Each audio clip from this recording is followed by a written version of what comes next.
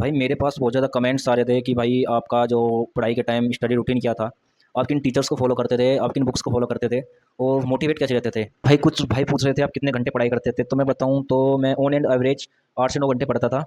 कभी कभी कम भी हो जाते थे, कभी कभी ज़्यादा भी हो जाते थे, तो ऑन एंड एवरेज में 8 से 9 घंटे पढ़ाई करता था। तो भाई आपके जो सारे डाउट्स हैं मैं इन वीडियो में क्लियर करने की कोशिश करूँगा, तो प्लीज़ इस वीडियो को एंड तक देखना। अगर फिर भी आपको कोई डाउट्स रह जाता है किसी चीज़ के रिगार्डिंग, तो आप उसे वीडियो में कमेंट कर सकते हैं और मैं उसका रिप्लाई जल्द से जल्द करने की कोशिश करूँगा। तो भाई चलिए चलते हैं वीडियो में आगे। तो अगर मैं अपनी स्टडी रूटीन की बात करूँ तो मैं सुबह 8 बजे अपना जो स्टडी स्टार्ट करता था। तो सुबह के टाइम में जीएस सब्जेक्ट पढ़ता था, क्योंकि सुबह का टाइम ऐसा होता है कि आपका जो माइंड है वो बहुत ज़्यादा एक्टिव रहता है। तो आपको सब्जेक्ट भी कुछ ऐसे ही पढ़ना चाहिए जिसमें बहुत ज़्यादा कंसंट्रेशन की आवश्यकता होती है, तो इसलिए मैं जीएस पढ़ता था। और जीएस अगर मैं सोर्सेज की बात करूँ तो जीएस मैंने सबसे पहले लुसेंट से कंप्लीट की। 2 बार मैंने लुसेंट कंप्लीट किया है। उसके बाद मैंने स्टैटिक जीके पिनेकल से प्रैक्टिस किया है। और फिर जो आरडब्ल्यू वाले जो नवीन सर हैं, उनसे मैंने क्या है वो क्या है प्रैक्टिस सेट कराते हैं। हर एग्जाम के पास में वो एक प्रैक्टिस सेट कराते हैं, तो मैंने उनसे प्रैक्टिस सेट किए थे। तो जीएस के लिए मैंने बस इतना किया है। और आप देख सकते हो जीएस में मेरा भी मैंने एक रील डाली थी, उसमें मैंने कुछ स्क्रीनशॉट भी लगाए हैं। मैं अपनी जो इंस्टा आईडी है वो मेंशन कर दूंगा, आप उनको उस वीडियो को देखना जाके मैंने उसमें अपने एसएससी एमटीएस और दिल्ली पुलिस हेड कांस्टेबल का स्क्रीनशॉट लगाया हुआ है।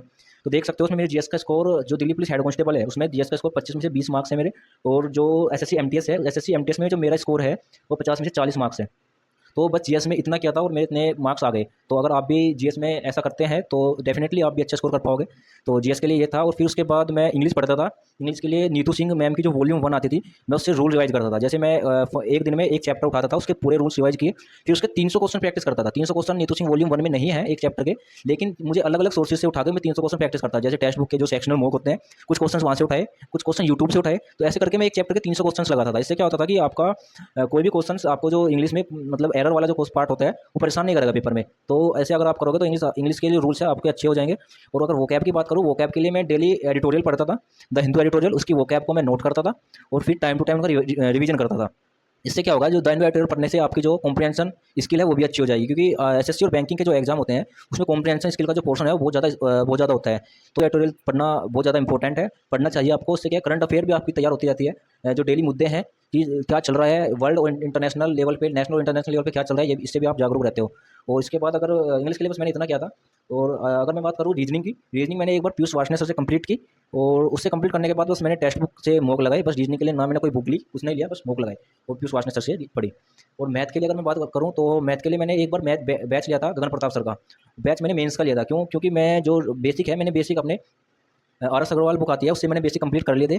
लेकिन फिर जो मेरा मॉक में जो मैथ का स्कोर था वो अच्छा नहीं हो रहा था। फिर मैंने गगन प्रताप सर से मैथ का बैच लिया, मेंस वाला। और मैं आपको प्रीफर नहीं करूँगा मेंस वाला बैच, आप प्री का बैच लो, क्योंकि प्री में सर बेसिक से पढ़ाते हैं, लेकिन मेंस में वो थोड़ा ऐसा पढ़ाते हैं कि बच्चा प्री क्लियर करके आया है तो वो समझ लेगा। तो आप मेंस का बैच लो, मेंस का बैच मत लो और प्री का बैच लेके बेसिक से पढ़ोगे तो बहुत अच्छा रहेगा। तो सर क्या है, सर हर चैप्टर की सीट्स देते हैं, मैं उन सीट्स को लगाता था। मैंने उनकी हर चैप्टर की सीट 2 से 3 बार सीट्स लगाई हैं। तो ऐसे मैंने मैथ किया अपना, और रीजनिंग हो गया, इंग्लिश हो गया, जीएस हो गया। तो ये सब मेरा सब्जेक्ट थे जो मैंने आपको सोर्सेज बता दिए हैं कहाँ से किए हैं, बुक बता दी हैं मैंने। और कुछ भाई पूछ रहे थे कि भाई जो वर्ड वो सॉरी ब्लैक बुक, इंग्लिश के लिए जो वोकैब की ब्लैक बुक आती है वो कैसी है। भाई मैंने ब्लैक बुक कभी नहीं पढ़ी। एसएससी वाले मानता हूँ, एसएससी वाले जो बच्चे हैं वो ब्लैक बुक पढ़ते हैं, लेकिन मैंने नहीं पढ़ी, तो मैं उसके बारे में नहीं कुछ कहूँगा। लेकिन अच्छी बुक है, बस ये इतना ही कहूँगा।